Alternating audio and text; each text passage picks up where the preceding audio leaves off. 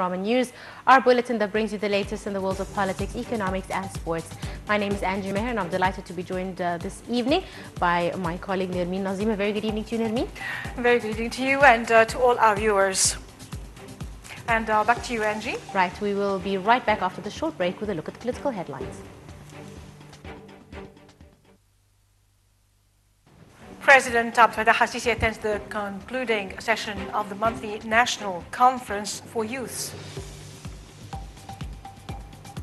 Syria army enters key water plant near capital. And France Hollande urges Europe to have firm response to Trump.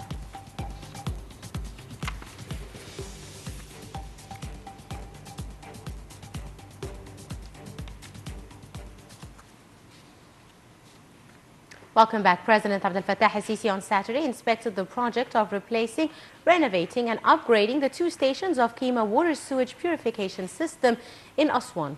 The president was accompanied by Ibrahim Mahlab, the president's advisor, Mustafa Madbouli, the minister of housing, and some of Aswan's youth who participated in the monthly national conference.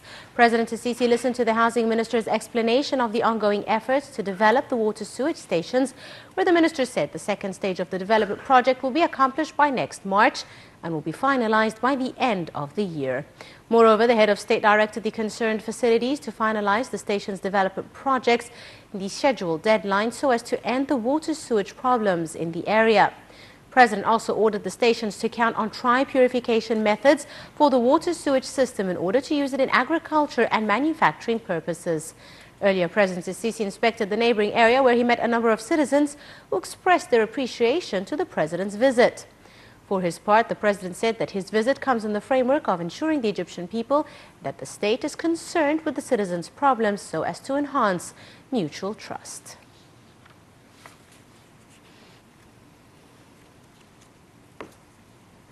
President Abdel Fattah al-Sisi on Saturday attended the concluding session of the monthly National Conference for Youth in Aswan with the participation of hundreds of youths from Upper Egypt's governorates. Earlier, President al-Sisi attended a second discussion session which tackled an initiative to encourage small and medium-sized enterprises in Upper Egypt.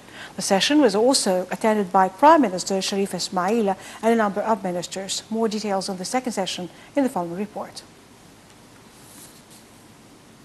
On the sidelines of the National Youth Conference currently being held in Aswan, President Abdel Fattah al-Sisi attended a second discussion panel on the initiative of small and medium-sized projects in Upper Egypt. The session was attended by Prime Minister Sharif Ismail, Minister of International Cooperation Sahar Nasr, Minister of Trade and Industry Tariq Qabil, Minister of Housing Mustafa Madbouli, and Minister of Electricity Mohammed Shakir. The session reviewed the youth's vision on means of developing the industrial sector in Upper Egypt and also tackled the economic challenges and development process there. During the session, President al-Sisi said that terrorism is the main obstacle that stands against the country's development, calling on the whole community to unify to face all challenges. For his part, the Prime Minister stressed on the importance of turning Upper Egypt to a region that attracts investment through providing the necessary infrastructure, including roads, housing and electricity. The session also saw a number of ministers give speeches about the achievements of their respective ministries in that regard.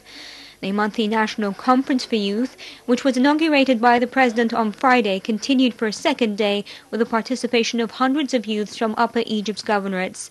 The two-day session also aims to discuss files concerning the development of Upper Egypt in light of the President's keenness to support the area on all levels. The conference brings together 1,300 youths from Upper Egypt's governorates and is attended by a large number of high-ranking officials as well as members of parliament. On the sidelines of the youth conference attended by President Abdel Fattah al-Sisi and other ministers, Nile TV's correspondent Nada Ibrahim conducted this interview with the Minister of International Cooperation, Dr. Sahar Nasr.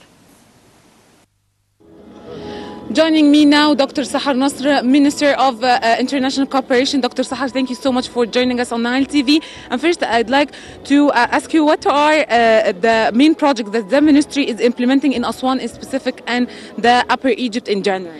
Ministry of International Cooperation is giving a lot of priority to Upper Egypt overall. Governorates in Upper Egypt has suffered over the past from high unemployment rates, high poverty rates, lack of access to utilities.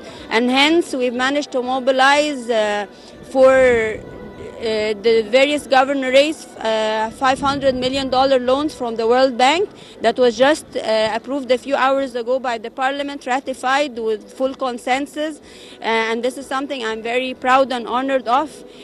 All parliamentarians, even those who do not actually come from Upper Egypt, have voiced yes to this program.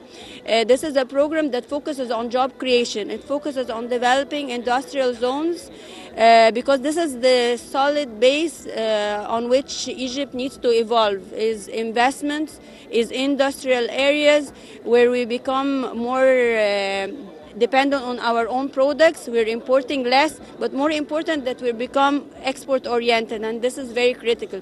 This is how we'll create jobs, and when we talk about jobs, we're talking really about improving the standard of living, improving the living standard, improving the income of all families. The main objective is inclusive and sustainable growth. So inclusive means including everybody, all segments in society, all governorates. No governorate should be lagging behind. Doctor, concerning the youth initiatives, how the ministry encourage this, especially in Aswan Governorate and Upper Egypt in general? Youth, they account for more than 50% of the population. They are the future. They are our future leaders, our future investors, our future industry. So hence, SMEs is a priority. We're supporting the development of small and medium enterprises. They are the job creators. All international reports, the UN, the World Bank, the IMF has shown with clear numbers that all the jobs will be created through the smaller. They have the potential to grow. This is basically the reason. We're looking at Ministry of International Cooperation working on 3 different fronts. One, improving their access to finance. That's a challenge they face. They need better access. They need new financial products. So we're not only looking at lines of credit and loans through banks, but also equity financing. We're talking about venture capital, crowdfunding, all the different instruments that will reduce the risk for the young entrepreneur. The second area is capacity building and training. They need someone to help them with the feasibility study. They need someone to help them with all the legal documentation to register. They're small, they're young, and hence they need more support, and that's an area we're working on. We're also helping banks. Some banks, private banks especially, have worked more with large corporates that are less risky, and hence we are training a lot of banks on how to cater the younger firm. The third is improving the business environment, improving the legal and regulatory framework in which they operate, establishing a one-stop shop. The one that is launched by the Social Development Fund is very important. It is there in each and every governorate, and hence these are the main 3 areas with the objective of young people being economically empowered. Thank you. Dr. Sahar Nasr, thank you so much. Thank you. Thank you. On the sidelines of the African Union's 28th summit taking place in Addis Ababa, Foreign Minister Sameh Shoukry held a number of meetings with his African counterparts. In his meeting with his Ethiopian counterpart, Shoukry tackled cooperation and ways of boosting bilateral ties for the best interests of the people of both countries.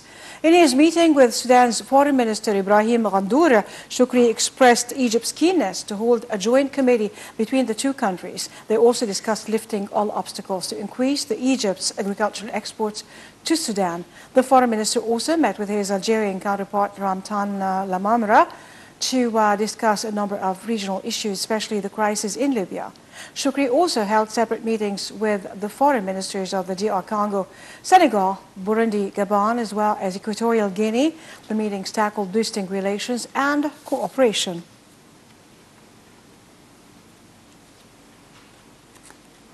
Military spokesman Colonel Tamer al-Rifai announced on Saturday that 20 Takfiri militants have been killed and several others were injured during raids by the armed forces in northern Sinai in the last 5 days. The spokesman said the 2nd Field Army managed to locate and destroy 28 houses on the northern Sinai border area, in addition to seizing a huge amount of ammunition. The 3rd Field Army also attacked a number of terrorist hideouts in central Sinai.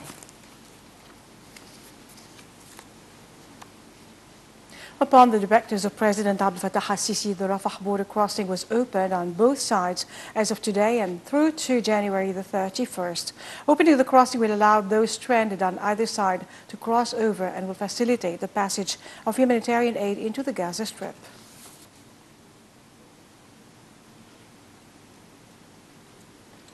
Syria's army on Saturday entered a key water pumping station outside the capital for the first time